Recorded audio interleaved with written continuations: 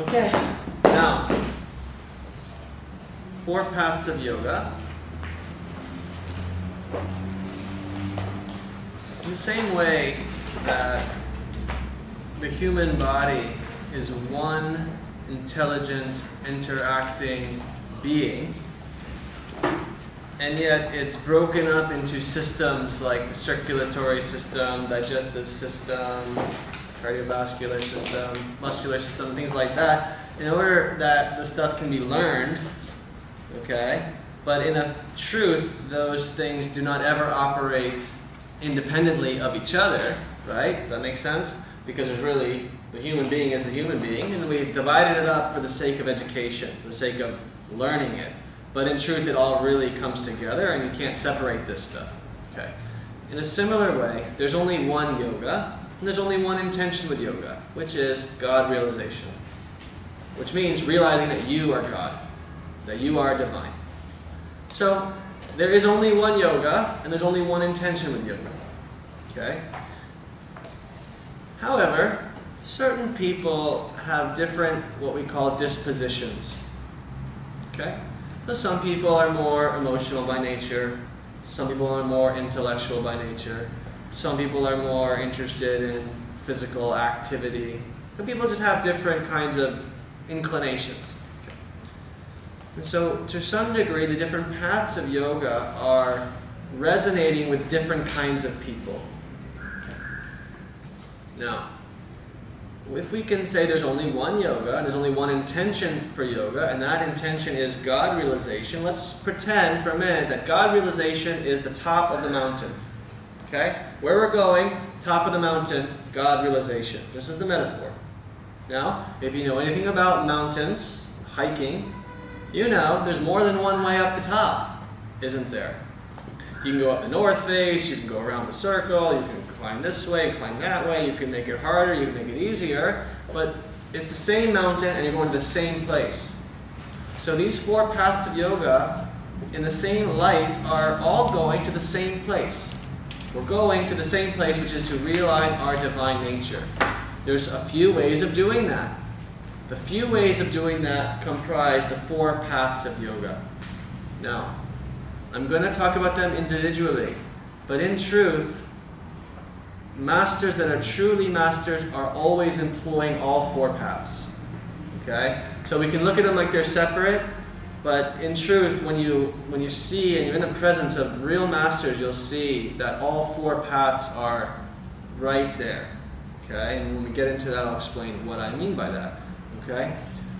Now here, I'll give you a sentence that will be difficult for you to understand intellectually, but just get it anyway inside your being, and then maybe it will come to fruition in your understanding at some point. Which is this. To walk any one of these 4 paths to the culminating point is to have traversed all 4 paths. It's a paradox. To have walked any one of these paths to the point of culmination is to have traversed all 4.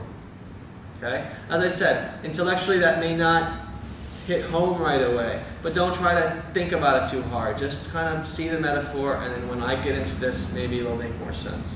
Okay? Now, so we'll get into the 4 paths now. As I said, we're going to divide them up as if they're 4 different paths, but in truth, they never really are separated from each other, especially in the being of a master who all of these will be employed at all times, okay, or at different times. First one, Raja Yoga. Raja Yoga, royal path. Raja Yoga, it's also called classical yoga. It's also called Patanjali Yoga. Okay? So Raja Yoga, royal path.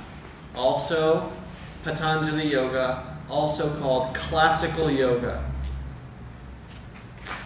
Not classical Hatha Yoga, classical yoga. Raja Yoga, Patanjali Yoga, those are all synonyms. Okay? And it means royal path. So I will read out loud for a moment. Let me borrow your book for a second. So I'm just going to read what's in your book to you. The term Raja Yoga is a retronym, which means the name that got created after the fact. So the tradition already existed. It was never called Raja Yoga, it was just called yoga. But then something new came up, and because something new came up, they gave a name to that which existed before. And they called that which existed before Raja Yoga. Because, as I said, it's a retronym introduced in the 15th century Hatha Yoga Pradipika, which is a book you'll need for your library, to distinguish the school based on the Yoga Sutras, which is Patanjali, from the new current of Hatha Yoga. Okay? Hatha Yoga is a branch of Tantra. Okay? So that was the new thing happening in the 15th century. Raja Yoga is the royal path of meditation. Okay? Raja Yoga, meditation. Patanjali Yoga, meditation. Classical Yoga, meditation. That is the way. Okay? Meditation is the technique for God realization with Raja Yoga. As a king maintains control over his kingdom, so can we maintain control over our own kingdom, the vast territory of the mind. In Raja Yoga, we use our mental powers to realize the Atman through the process of psychological control. Okay? And that's kind of a strong statement, psychological.